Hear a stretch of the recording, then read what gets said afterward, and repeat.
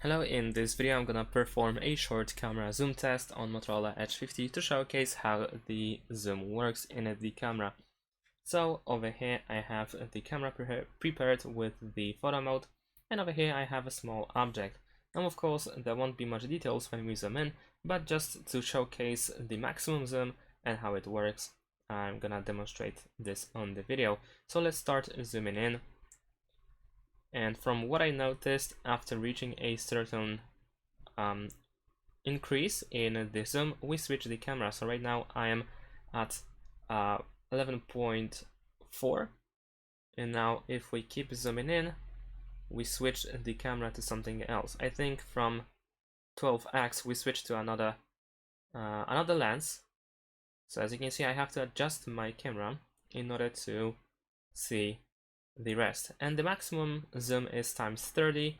You can see the preview in the top right corner at this point. So let's zoom out, and if we reach below 12, then we will once again need to reposition the camera a little bit in order to capture the image. And that's it. Thanks for watching. Leave a like and subscribe to my channel, and see you in my next videos.